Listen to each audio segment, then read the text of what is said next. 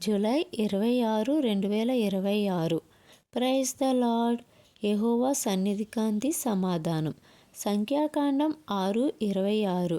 యెహోవా నీ మీద తన సన్నిధి కాంతి ఉదయింపజేసి నీకు సమాధానం కలుగజేయునుగాక. Numbers 6:26.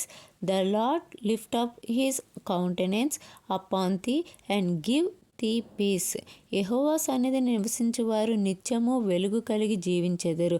వారికి చీకటి అనేది ఉండకుండా నిత్యము వెలుగుగా ఉంటూ వారు మాత్రమే కాకుండా అనేకులకు వెలుగు కలిగించే విధంగా, అనేకులకు ఉపయోగపడే విధంగా వాళ్ళ జీవితంలో నిలబడెదరు.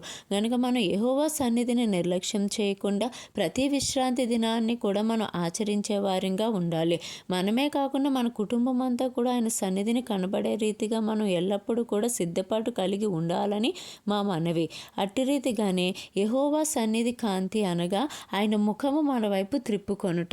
ఆయన ముఖ ప్రకాశం మన వైపు త్రిప్పుకొనినప్పుడు ఆయన ప్రేమ కలిగి మనల్ని హత్తుకొనును. అట్టి రీతిగానే ఆయన దయ మన మీద చూపించును. ఇంకనూ సమాధానం అనేది మన జీవితంలో కలిగించును. మన జీవితాల్లో కొన్నిసార్లే కాదు, ఎన్నోసార్లు మనము గొడవలు చూస్తాము, కలహాలు చూస్తాము. కుటుంబంతో కానీ, స్నేహితులతో కానీ, సమాజంతో కానీ, సంఘంతో కానీ ఎన్నో రకాలుగా మనం చూస్తూ ఉంటాము. ఆ గొడవలు కానీ లేదంటే కలహాలు కానీ కొన్నిసార్లు బయటికి కనబడతాయి, కొన్నిసార్లు బయటికి కనబడవు. దీనివల్ల మనము కృంగిపోతూ ఉంటాము. అటువంటి కృంగుదలను తొలగించి మనకి నెమ్మదిని కలిగించును. అటు రీతిగానే మనలో ఉన్న వేదనను తొలగించును. మనం దేనికో కలవరపడుతూ ఉంటాం కదా, ఆ కలవరం అంతా తొలగించి మనకి సమాధానాన్ని దయచేయను. కనుక ఆయన సన్నిధిని నిర్లక్ష్యం చేసేవారిగా కాకుండా ఆయన సన్నిధిలో ఉండేవారిగా ఉండే కృప మనందరికీ కలుగును గాక.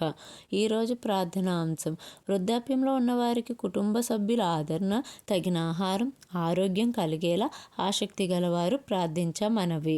Comment if any your prayer request. మీ ప్రార్థన అవసరతలు కామెంట్స్ ద్వారా తెలియచేయగలరు. Thanks for watching. Jesus bless you. Amen.